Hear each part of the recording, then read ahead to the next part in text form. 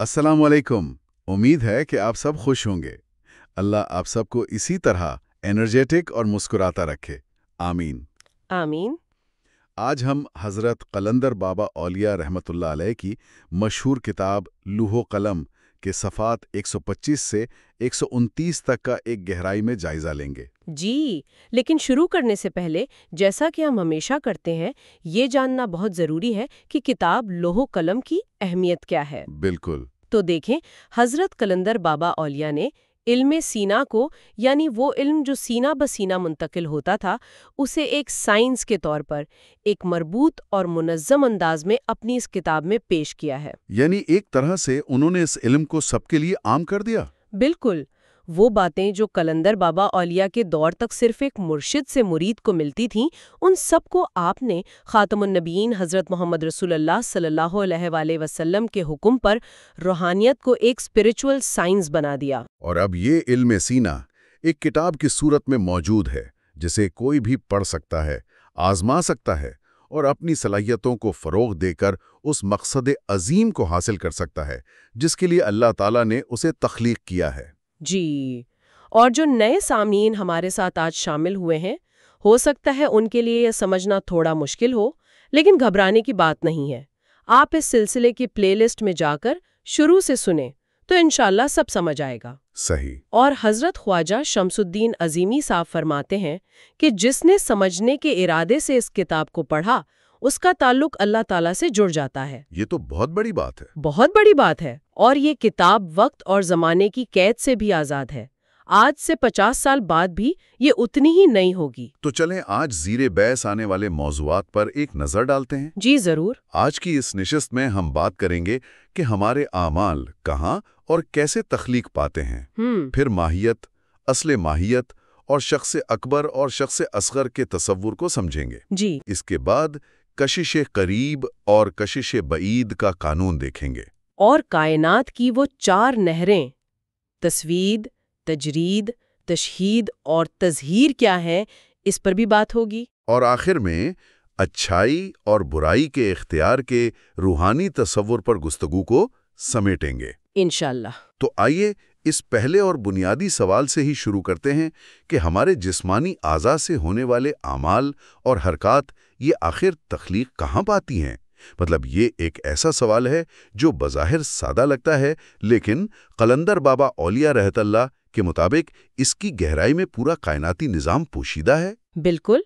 और इस निज़ाम को समझने के लिए कलंदर बाबा औलिया हमें माहियत के तस्वुर की तरफ रुजू करने को कहते हैं। माहियत। जी, माहियत का मतलब है किसी भी शय की बुनियादी साख्त, उसका स्ट्रक्चर, उसका डिज़ाइन। वो फरमाते हैं कि ये माहियत शख्स अकबर का खासा है। शख्स अकबर, ये एक बहुत वसी तस्वुर है, यानी इसमें तो सब कुछ आ गया। सब कुछ। शख्स अकबर यानी तमाम मखलूकात की जितनी भी अनवा हैं, उन सब का मजमूई वजूद फितरत है, और यही उसकी माहियत है। मिसाल के तौर पर जैसे शेर की एक ख़ास शक्ल सूरत है, एक ख़ास तबीयत और एक मखसूस आवाज़ है, और ये खुसूसियात उसकी पूरी नस्ल में, पूरी नौ में मुश्तरक हैं। सही। और बिल्कुल इसी तरह इंसान की अपनी खास शक्ल सूरत, सोचने समझने की सलाहियतें और आदत हैं। तो ये दोनों यानी इंसान और शेर अपनी अपनी माहियत के लिहाज से एक दूसरे से बिल्कुल जुदा हैं। जी, बिल्कुल जुदा हैं। लेकिन यहाँ कलंदर बाबा औलिया एक बहुत गहरी और एक हैरानकुन बात बताते हैं। वो क्या? वो फरमाते हैं कि उन दोनों की असल माहियत यानी ओरिजिनल एसेंस एक ही है। असले माहियत, ये तो बड़ा दिलचस्प नुक्ता है। मतलब दो बिल्कुल मुख्तलिफ मखलूक़ात, एक दरिंदा और एक इंसान, उनकी असल एक कैसे हो सकती है? ये जरा समझाएं।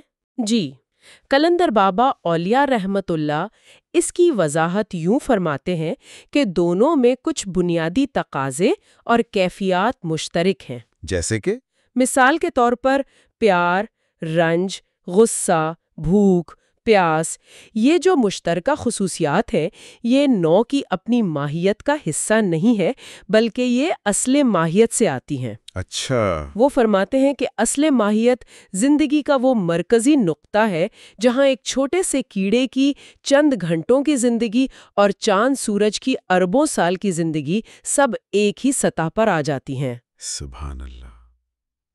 یعنی اس کا کلیدی نقطہ یہ ہے کہ کائنات میں اس ظاہری فرق اور تنوع کے باوجود ایک پوشیدہ وحدت موجود ہے۔ یہ سوچ تو ہمارے دنیا کو دیکھنے کا انداز ہی بدل سکتی ہے۔ جی بالکل۔ ایک کیڑے سے لے کر ایک ستارے تک سب ایک ہی اصل سے جڑے ہوئے ہیں۔ یہ تو علیحدگی کے تصور کی مکمل نفی ہے۔ بالکل یہی اس کا حاصل ہے۔ یہ ہمیں سکھاتا ہے کہ ہم کائنات سے الگ نہیں بلکہ اس کے وجود کا ایک حصہ ہیں، اور اسی قانون سے روح کے دو دائرے معلوم ہوتے ہیں، ایک ہر نوع کی جداگانہ ماہیت اور دوسری تمام انواع کی واحد مشترکہ ماہیت۔ تو اگر ہماری روح یا ذات کی یہ دو سطحیں ہیں تو یہ ہماری روزمرہ کی زندگی اور ہمارے تعلقات میں کیسے ظاہر ہوتی ہیں؟ دیکھیں، قلندر بابا اولیاء اسی واحد اور مشترکہ ماہیت کو روح اعظم یا شخص اکبر کہتے ہیں۔ ٹھیک ہے۔ جبکہ ہر نوع کی جو اپنی جداگانہ ماہیت ہے وہ شخص اصغر ہے۔ مثلاً تمام انسان بحیثیت نوع شخص اصغر کی حدود میں ایک ہی ماہیت رکھتے ہیں۔ اچھا، تو اس کا مطلب یہ ہوا کہ ہمارے تعارف اور پہچان کے دو دائرے ہیں۔ جب ہم اپنی ہی نوع کے افراد سے ملتے ہیں تو یہ شخص اصغر کے دائرے میں ہوتا ہے۔ جی۔ لیکن جب ہم دوسری انواع سے واقف ہوتے ہیں، جیسے سونا، چاندی، کسی جانور یا ستارے سے، تو یہ تعارف شخص اکبر کے دائرے میں ہوتا ہے۔ آپ نے بالکل صحیح سمجھا۔ یہ بات واضح ہوئی، لیکن عام طور پر لوگ روح کو ایک واحد غیر منقسم شے سمجھتے ہیں۔ یہ تصور کہ روح کے بھی دو دائرے ہیں، ایک ذاتی یعنی اصغر اور ایک کائناتی یعنی اکبر، یہ بہت سے سامعین کے لیے نیا ہوگا۔ بالکل نیا، اور آپ کہہ سکتے ہیں کہ انقلابی تصور ہے۔ قلندر بابا اولیاء اس کی بہت خوبصورت مثال دیتے ہیں۔ وہ کیا مثال ہے؟ وہ فرماتے ہیں کہ ایک شیر دوسرے شیر کو شخص اصغر کی صلاحیت سے پہچانتا ہے کیونکہ وہ اس کی اپنی نوع ہے۔ ٹھیک۔ لیکن جب وہی شیر کسی آدمی کو دیکھتا ہے، دریا کا پانی پیتا ہے یا سردی گرمی کو محسوس کرتا ہے تو وہ شخص اکبر کی صلاحیت استعمال کر رہا ہوتا ہے۔ اچھا۔ اسے یہ علم کہ پانی پینے سے پیاس بجھتی ہے، یہ علم اس کی نوع تک محدود نہیں ہے، یہ ایک کائناتی علم ہے جو اسے شخص اکبر کے ذریعے حاصل ہوتا ہے۔ واہ! تو کیا ہماری اجتماعی زندگی کا شعور، یعنی ایک معاشرے میں مل جل کر رہنے کا فہم، یہ بھی شخص اکبر کی صلاحیت کی وجہ سے؟ بالکل۔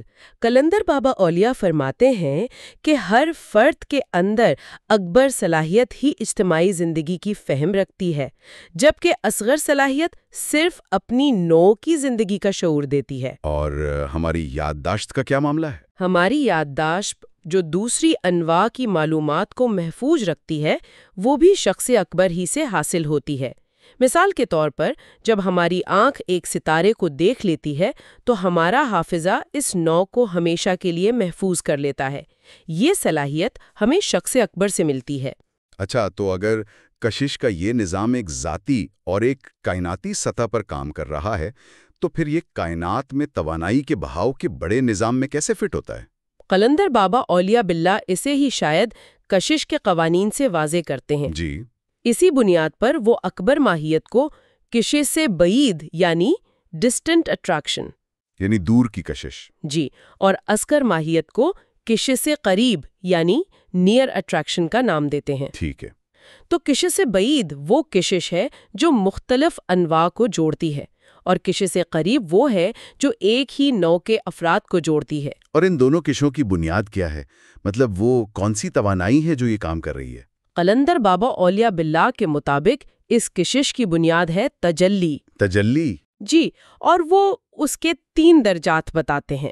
پہلا درجہ خود تجلی ہے جو کائنات کی اصل توانائی ہے، یہ تمام انواع کی مخلوقات میں کشش بعید پیدا کرتی ہے، یعنی شخص اکبر کا باہمی تعلق اسی سے قائم ہے۔ یہاں ایک سوال پیدا ہوتا ہے، اگر تجلی ہی اصل ہے تو اسے تنزل کر کے یعنی نیچے آ کر دوسرے درجات میں آنے کی ضرورت کیوں پیش آئی؟ کیا کائنات میں ہر سطح پر ایک ہی قسم کی کشش کام نہیں کر سکتی تھی؟ بہت اچھا سوال ہے۔ اسے ایسے سمجھیں کہ جیسے بجلی کا ایک بہت ہائی وولٹیج پاور سٹیشن ہے۔ ٹھیک ہے۔ آپ اس سے براہ راست اپنا موبائل فون چارج نہیں کر سکتے، اسے پہلے ٹرانسفارمر کے ذریعے کم وولٹیج میں لانا پڑتا ہے تاکہ وہ آپ کے گھر کے آلات استعمال کر سکیں۔ صحیح بات سمجھ میں آئی۔ تو اسی طرح تجلی وہ کائناتی ہائی وولٹیج توانائی ہے۔ جب یہ تنزل کرتی ہے تو وہ نور کی شکل اختیار کر لیتی ہے۔ اور یہ نور کیا کرتا ہے؟ یہ نور کشش قریب بن جاتا ہے جو ایک ہی نو کو آپس میں جوڑتا ہے۔ اور تیسرا درجہ؟ تیسرے درجے میں جب یہ نور مزید تنزل کرتا ہے تو روشنی کی صورت اختیار کرتا ہے۔ یہ روشنی ایک ہی نوع کے دو افراد کے درمیان باہمی کشش کو حرکت میں لاتی ہے، جیسے دو انسانوں کے درمیان کوئی تعلق قائم ہوتا ہے۔ تو یہ ایک پورا نظام ہے، تجلی جو کائناتی کشش ہے، پھر نور جو نوعی کشش ہے، اور آخر میں روشنی جو انفرادی کشش ہے۔ جی بالکل۔ یہ تو ایک پورا انرجی گریڈ ہے جو کائنات کے ہر ذرے کو ایک دوسرے سے منسلک کیے ہوئے ہے۔ اچھا، کتاب میں آگے روحانی دنیا میں حرکات کی اقسام کا بھی ذکر ہے۔ غیر ارادی حرکت جیسے دل کی دھڑکن، جی، اسے کشش کہا گیا ہے، اور ارادی حرکت جیسے ہاتھ ہلانا، اسے عمل کہا گیا ہے۔ اور یہ بتایا گیا ہے کہ تمام غیر ارادی حرکات شخص اکبر کے ارادے سے ہوتی ہیں۔ اس کا تعلق کائناتی نظام سے کیسے بنتا ہے؟ قلندر بابا اولیاء اس نظام کو کائنات کی 4 نہروں سے واضح کرتے ہیں۔ 4 نہریں؟ جی، نہر تسوید، نہر تجرید، نہر تشہید اور نہر تظہیر۔ یہ دراصل کائناتی توانائی کے وہ 4 بہاؤ ہیں جو ہر شے کی تخلیق سے لے کر اس کی بقا تک ہر مرحلے کے ذمہ دار ہیں۔ یہ گویا اس پورے نظام کی پلمبنگ ہے۔ آپ کہہ سکتی ہیں جی۔ ان نہروں کے نام بہت گہرے ہیں، آئیے انہیں کسی آسان مثال سے سمجھنے کی کوشش کرتے ہیں تاکہ یہ تصور بالکل واضح ہو جائے۔ ضرور۔ قلندر بابا اولیاء رحمت اللہ علیہ انہیں شیشے کے 4 ایک دوسرے کے اندر موجود دائروں یا گلوبز کی مثال سے سمجھاتے ہیں، لیکن ہم اسے ایک عمارت کی تعمیر کی مثال سے بھی سمجھ سکتے ہیں۔ یہ اچھا رہے گا۔ تو دیکھیں، سب سے پہلے کسی بھی عمارت کا ایک نقشہ یا آئیڈیا ہوتا ہے۔ جی۔ یہ نہر تسوید ہے، یعنی تخلیق کا پہلا خیال۔ یہ وہ تجلی ہے جو ہر شے کے وجود کا بلو پرنٹ ہے۔ ٹھیک ہے، تو پہلا مرحلہ ہوا نقشہ یا آئیڈیا۔ اس کے بعد اس عمارت کی ملکیت اور اس کو بنانے کا اختیار آتا ہے۔ یہ نہر تجرید ہے جو نور پر مشتمل ہے۔ یہ کائنات کا شعور ہے جو ہر شے پر اپنی ملکیت قائم رکھتا ہے۔ صحیح۔ اور تیسرا مرحلہ ہے عمارت میں زندگی ڈالنا، یعنی بجلی، پانی، گیس کا نظام قائم کرنا جس سے وہ قابل استعمال بنے۔ یہ نہر تشہید ہے جو روشنی پر مشتمل ہے اور زندگی کو برقرار رکھتی ہے۔ اور آخری مرحلہ جس سے عمارت ہمیں نظر آتی ہے، وہ ہے نہر تظہیر۔ یہ اینٹ، سیمنٹ، رنگ و روغن ہے جس سے عمارت کی مادی شکل بنتی ہے۔ اچھا۔ روحانی زبان میں اسے نسمہ یعنی لطیف گیسوں کا مجموعہ کہا گیا ہے۔ اسی نسمہ کے اجتماع سے ہماری مادی شکل و صورت بنتی ہے اور ہمارے تمام اعمال اور حرکات اسی آخری ظاہری حصے کا نتیجہ ہیں۔ یہ مثال تو بہت بہترین ہے۔ یعنی تخلیق ایک خیال سے شروع ہوتی ہے جو تسوید ہے، پھر شعور اسے تھامتا ہے جو تجرید ہے، پھر زندگی کی توانائی اسے فعال کرتی ہے جو تشہید ہے، اور آخر میں مادی شکل میں وہ ظاہر ہو جاتی ہے جو تظہیر ہے۔ بالکل۔ قلندر بابا اولیاء نے انجیل کی آیات سے بھی ان 4 نہروں کی وضاحت کی ہے جو اس تصور کی آفاقیت کو ظاہر کرتا ہے۔ جی، وہ انجیل کی آیت جس خدا نے دنیا اور اس کی سب چیزوں کو پیدا کیا، وہ آسمانوں اور زمین کا مالک ہے سے وضاحت کرتے ہیں۔ اس میں 4 نہریں کیسے ہیں؟ وہ فرماتے ہیں کہ پیدا کیا نہر تسوید یعنی خالقیت ہے، اور مالک ہو کر نہر تجرید یعنی مالکیت ہے۔ ٹھیک ہے۔ اگلی آیت ہے، وہ تو خود ہی سب کو زندگی، سانس اور سب کچھ دیتا ہے۔ یہاں زندگی دینا نہر تشہید ہے، اور سب کچھ یعنی مادی وجود دینا نہر تظہیر یا نسمہ ہے۔ واہ! وہ فرماتے ہیں کہ اللہ تعالیٰ کے یہ 4 تسلط مسلسل اور مستقل ہیں، ان میں سے ایک بھی لمحہ بھر کو منقطع ہو جائے تو کائنات فنا ہو جائے۔ اس کو کائنات کے شعور کے لحاظ سے بھی بیان کیا گیا ہے۔ جی بہت خوبصورتی سے۔ اسے یوں بھی کہا گیا ہے کہ کائنات کا لاشعور یعنی انکانشس نہر تصوید ہے، ٹھیک۔ کائنات کا شعور کانشس نہر تجرید ہے، کائنات کا ارادہ انٹینشن نہر تشہید ہے، اور کائنات کی حرکت یعنی ایکشن نہر تظہیر ہے۔ یہ لاشعور سے شعور، پھر ارادہ، اور آخر میں اس ارادے کا حرکت کی شکل میں ظاہر ہونا، یہ تو ایک مکمل پروسیس ہے۔ جی، ایک مکمل تخلیقی عمل ہے۔ یہ ہمیں اس گفتگو کے آخری اور شاید سب سے اہم نقطے پر لے آتا ہے۔ جی، اختیار اور ذمہ داری کا سوال۔ بالکل۔ اگر تمام حرکات نسمہ یعنی نہر تظہیر کا عمل ہیں، اور جب کوئی کہتا ہے میں نے کھایا یا میں نے لکھا تو یہ میں دراصل نسمہ ہے، تو پھر ہماری ذمہ داری کہاں ہے؟ اگر سب کچھ اسی کائناتی نظام کے تحت ہو رہا ہے تو اچھائی اور برائی کی ذمہ داری کس پر ہے؟ یہ وہ سوال ہے جہاں روحانیت اور فلسفہ آپس میں ملتے ہیں، اور قلندر بابا اولیاء اس کی بہت واضح وضاحت کرتے ہیں۔ کیا فرماتے ہیں وہ؟ وہ فرماتے ہیں کہ بے شک اچھائی اور برائی دونوں کا خالق اللہ ہے، لیکن برائی یا بھلائی کا خالق ہونے سے اللہ تعالیٰ پر کسی فعل کے صادر ہونے کی ذمہ داری عائد نہیں ہوتی۔ یہ بات سمجھنا بہت ضروری ہے تاکہ جبر اور اختیار کا مسئلہ واضح ہو۔ قلندر بابا اولیاء نے اس کی کیا مثال دی ہے؟ انہوں نے آگ کی مثال دی ہے۔ فرماتے ہیں کہ اللہ نے آگ تخلیق کی، اب اس آگ کو چولہا جلا کر کھانا پکانے کے لیے استعمال کرنا یا کسی کا گھر جلانے کے لیے، یہ انسان کا اپنا اختیار ہے۔ جی، یہ انسان کا اپنا اختیار ہے۔ آگ کی صفت جلانا ہے اور اس کا خالق اللہ ہے، لیکن اس کا استعمال مکمل طور پر انسان کے اختیار میں ہے۔ صحیح۔ وہ اس کی پہلی مثال حضرت آدم علیہ السلام کے واقعے سے دیتے ہیں۔ شجر ممنوعہ کے قریب جانے سے منع کرنا ہی اس بات کا ثبوت تھا کہ انہیں انتخاب کا اختیار دے دیا گیا تھا کہ وہ اس درخت کے قریب جائیں یا نہ جائیں۔ ایک لمحے کے لیے یہاں رکتے ہیں۔ یہ نقطہ روحانیت کے سب سے بڑے سوالوں میں سے ایک کو حل کرتا ہے، جبر اور اختیار کا مسئلہ۔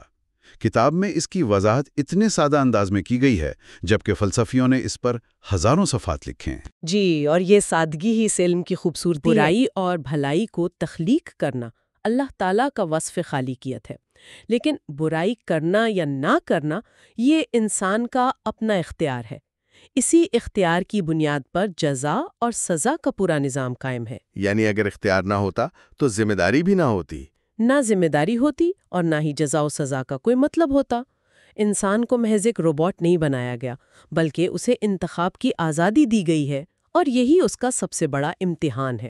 اور اس گہرے نقطے کی جو بنیاد ہے وہ قرآن پاک میں بیان کردہ حضرت ابراہیم علیہ السلام کے اس فکری سفر پر ہے۔ اچھا، جب وہ اپنے رب کی تلاش میں نکلے تھے؟ جی، جب وہ اپنے رب کی تلاش میں نکلے تھے، اور یہ کوئی عام تلاش نہیں تھی، یہ مشاہدے، منطق اور ایک روحانی تجسس کا بہت ہی خوبصورت امتزاج تھا۔ اور ہمارے ذرائع میں خاص طور پر حضور قلندر بابا اولیاء رحمت اللہ کی تشریح اس کو ایک الگ ہی زاویہ دیتی ہے نا؟ جی، وہ اس میں چھپے ہوئے نفسیاتی اور روحانی پہلوؤں کو نمایاں کرتے ہیں۔ تو آئیے اس سفر کا آغاز کرتے ہیں۔ حضرت ابراہیم علیہ السلام کا ذہن کائنات کی سب سے بڑی، سب سے نمایاں نشانیوں کی طرف جاتا ہے۔ جی، پہلے ستارہ، پھر چاند اور پھر آخر میں سورج۔ اور یہ ایک بہت فطری عمل ہے۔ انسان ہمیشہ سے ہی چمکتی ہوئی بڑی چیزوں سے متاثر ہوتا آیا ہے۔ صحیح کہہ رہے ہیں۔ قرآن مجید کی سورہ انعام اس سفر کو بہت تفصیل سے بیان کرتی ہے۔ جب حضرت ابراہیم رات کی تاریکی میں ایک ستارہ دیکھتے ہیں تو ایک لمحے کو سوچتے ہیں، یہ میرا رب ہے۔ لیکن جب وہ ستارہ ڈوب جاتا ہے تو وہ ایک ایسا جملہ کہتے ہیں جو اس پوری گفتگو کا آپ دیکھیں گے مرکزی نقطہ ہے۔ وہ کیا ہے؟ وہ کہتے ہیں، لا احب الآفلین، میں غروب ہونے والوں، چھپ جانے والوں سے محبت نہیں رکھتا۔ جی، یہ تو ایک بہت ہی اہم لمحہ ہے۔ یہاں وہ ایک اصول قائم کر رہے ہیں۔ بالکل، آپ صحیح کہہ رہی ہیں، اور وہ اسی مشاہدے کو پھر چاند کے ساتھ دہراتے ہیں جو ستارے سے بڑا نظر آتا ہے۔ جی، اور پھر سورج کے ساتھ جو سب سے بڑا نظر آتا ہے، لیکن ان سب کا انجام ایک ہی ہے، غروب ہو جانا۔ بالکل۔ اور ہر بار جب کوئی شے غروب ہوتی ہے تو ان کا یقین اور پختہ ہوتا جاتا ہے۔ سورج کے غروب ہونے پر تو وہ ایک حتمی نتیجے پر پہنچتے ہیں۔ اور اپنی قوم کے شرک سے مکمل بیزاری کا اعلان کر دیتے ہیں۔ جی، وہ کہتے ہیں انی وجہت وجہی للذی فطر السماوات والارض حنیفا وما انا من المشرکین۔ میں نے اپنا رخ یکسو ہو کر اس ذات کی طرف کر لیا جس نے آسمانوں اور زمین کو پیدا کیا، اور میں شرک کرنے والوں میں سے نہیں ہوں۔ اب یہاں سے حضور قلندر بابا اولیاء اللہ کی تشریح اس واقعے کو ایک بالکل نئی جہت دیتی ہے۔ اچھا، وہ اس جملے لا احب العافلین کی بنیاد پر رب کی کوئی نئی تعریف پیش کرتے ہیں؟ جی، ایک ایسی تعریف جو روایتی تصورات سے ذرا ہٹ کر ہے مگر بہت گہری ہے۔ وہ فرماتے ہیں کہ حضرت ابراہیم علیہ السلام کا یہ کہنا دراصل اس حقیقت کا ادراک تھا کہ رب کی نفی نہیں ہو سکتی۔ رب کی نفی نہیں ہو سکتی مطلب رب وہ ہے جس کا انسان کی ضمیر سے، اس کی میں یا انا سے جدا ہونا ممکن ہی نہ ہو۔ واہ، کیا بات ہے!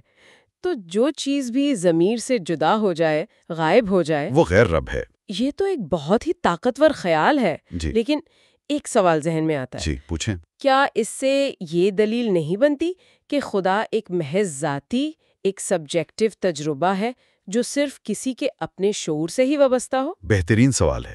دیکھیں، اس تشریح کا مقصد خدا کو محدود کرنا نہیں ہے، بلکہ اس کے ساتھ ہمارے تعلق کی نوعیت کو سمجھنا ہے۔ اچھا، انا، جسے حضور علیہ الصلوۃ والسلام نے نفس فرمایا اور اللہ تعالیٰ نے قرآن میں حب الورید یعنی شیرخ سے تعبیر کیا ہے۔ جی، یہ وہ مرکزی نقطہ ہے جہاں انسان اپنے رب سے جڑا ہوا ہے۔ تو یہ تعریف کہتی ہے کہ معرفت الہیہ کا پہلا قدم ہی یہ تسلیم کرنا ہے کہ میرا رب مجھ سے الگ نہیں ہے۔ اگر کوئی شخص اپنی انا کو اپنے رب سے جدا سمجھتا ہے تو وہ بنیادی سطح پر ہی راستے سے بھٹک گیا ہے۔ تو اگر رب کی تعریف یہ ہے کہ وہ ہمارے شعور سے، ہماری میں سے کبھی الگ نہیں ہو سکتا، تو اس کے ہماری روزمرہ زندگی پر تو بہت گہرے اثرات ہونے چاہیے۔ بالکل۔ یہ خیال زندگی کی مسلسل تجدید یا جسے رینیول کہتے ہیں، اس تصور سے کیسے جڑتا ہے؟ آپ نے بالکل صحیح نقطہ اٹھایا ہے۔ یہ اس گفتگو کا اگلا منطقی مرحلہ ہے۔ دیکھیے، ہم سب جانتے ہیں کہ زندگی ہر لمحے ایک تجدید کے عمل سے گزر رہی ہے۔ جی، ہمارے خلیے مرتے ہیں، نئے بنتے ہیں۔ بالکل، اور ظاہری طور پر ہم سمجھتے ہیں کہ اس تجدید کے وسائل کیا ہیں؟ ہوا، پانی اور غذا۔ ہاں، یہی تو زندگی کی بنیاد ہے۔ مگر ہم یہ بھی دیکھتے ہیں کہ ایک وقت آتا ہے جسے ہم موت کہتے ہیں، جب یہی وسائل زندگی کی تجدید کرنے میں ناکام ہو جاتے ہیں۔ یہ ایک ناقابل تردید حقیقت ہے۔ کسی مردہ جسم کو آپ بہترین غذا دے دیں، خالص ہوا یا پانی، زندگی بحال نہیں ہوتی۔ تو اس کا مطلب کیا ہوا؟ اس کا مطلب تو یہی ہوا کہ زندگی کا اصل سبب کچھ اور ہے۔ یہ چیزیں تو محض اسباب کا ایک ظاہری حصہ ہیں۔ بالکل۔ قرآن پاک اس گہرے سبب کی طرف سورہ یاسین کی آیت 36 میں اشارہ کرتا ہے۔ اچھا؟ ہاں، اللہ تعالیٰ فرماتا ہے، سبحان الذی خلق الازواج کلھا مما تنبت الارض ومن انفسہم ومما لا یعلمون۔ ترجمہ ہے، پاک ہے وہ ذات جس نے تمام چیزوں کے جوڑے پیدا کیے، خواہ وہ زمین سے اگنے والی ہوں یا خود ان کی ذاتیں ہوں، یہ وہ چیزیں ہوں جنہیں وہ جانتے بھی نہیں۔ جی، لیکن جوڑے پیدا کرنے کا تعلق زندگی کے اصل سبب سے کیسے بنتا ہے، یہ ذرا وضاحت طلب ہے۔ حضور قلندر بابا اولیاء اسی آیت کی روشنی میں فرماتے ہیں کہ زندگی کو قائم رکھنے والے اسباب بھی ایک جوڑا ہیں۔ ایک جوڑا؟ جی، ایک طرف ہیں شعوری اسباب جیسے کھانا پینا، سانس لینا، ٹھیک ہے۔ اور دوسری طرف ہے لاشعوری اسباب۔ اور اس جوڑے میں جو سب سے طاقتور اور بنیادی جزو ہے وہ ہے غیر رب کی نفی۔ غیر رب کی نفی یعنی جو رب نہیں ہے اس کی نفی کرنا۔ یہ زندگی کو کیسے قائم رکھتا ہے؟ یہ بات تھوڑی پیچیدہ ہے۔ اس کو سمجھنے کے لیے ہمیں یہ دیکھنا ہوگا کہ انسان اس اصول پر عمل کرنے پر مجبور ہے۔ مجبور ہے؟ کیسے؟ حضور قلندر بابا اولیاء رحمت اللہ کے مطابق انسان شخص اکبر کے ارادے کے تحت اس امر کی تعمیل کرتا ہے۔ ایک منٹ، یہ شخص اکبر کی اصطلاح، اس سے شاید سب واقف نہ ہوں، اس کا کیا مطلب ہے یہاں؟ یہ ایک صوفیانہ اصطلاح ہے۔ آپ یوں سمجھیں کہ یہ کائنات کی مجموعی ہستی یا اس شعور کل کے لیے استعمال ہوتی ہے جس کا انسان ایک چھوٹا سا حصہ ہے۔ یعنی قانون فطرت؟ آسان لفظوں میں جی، وہ عظیم قانون فطرت جس کے تحت پوری کائنات چل رہی ہے۔ انسان اس قانون کے تحت غیر رب کی نفی کرنے پر مجبور ہے۔ یہ کیسے؟ مطلب اس کی کوئی عملی مثال ہے ہماری زندگی میں؟ جی، اس کی ایک حیران کن ریاضیاتی مثال انسانی زندگی کے اپنے ڈھانچے میں ہی موجود ہے۔ اچھا؟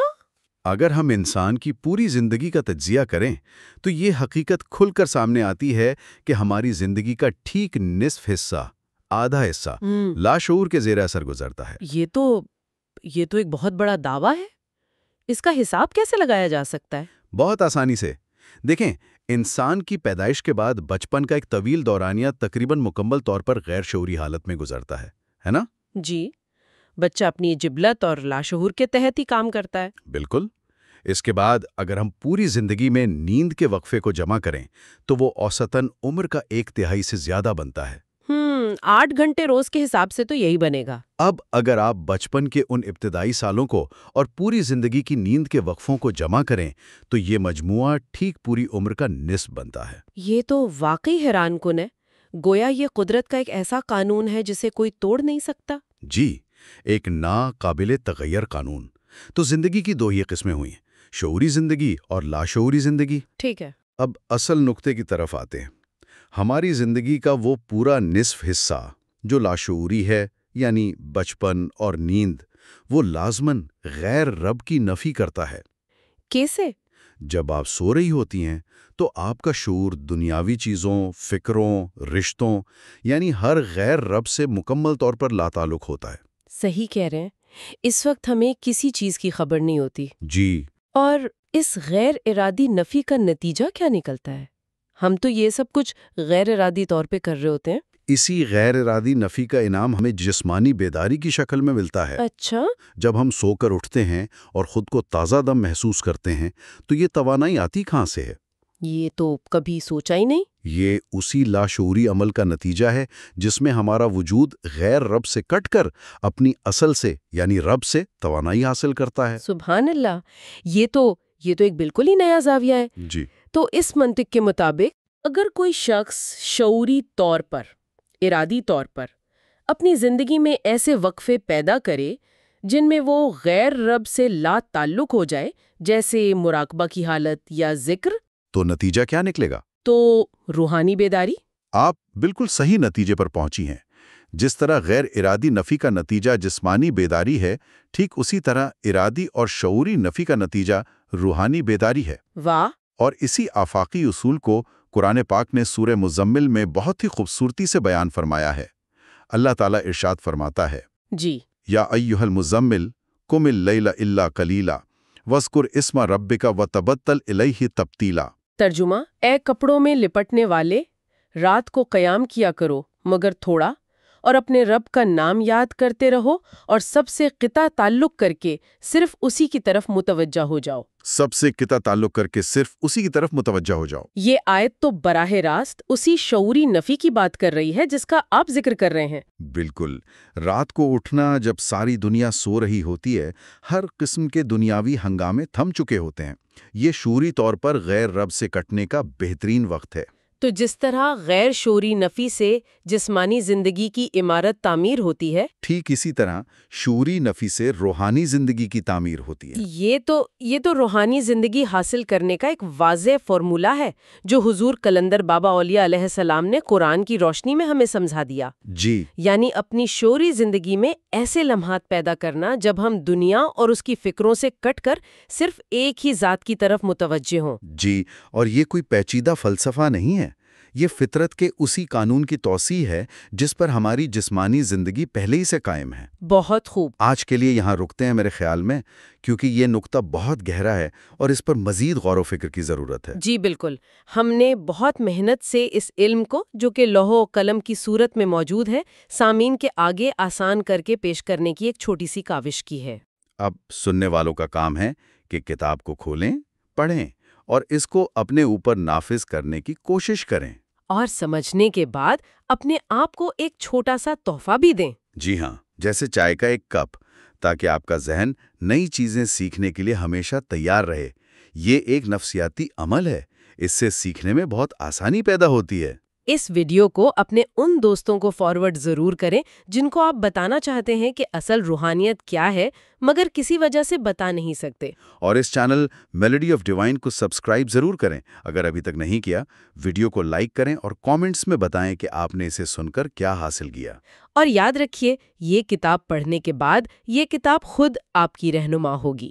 آپ سب کے لیے بہت دعا۔ اللہ حافظ۔ اللہ حافظ۔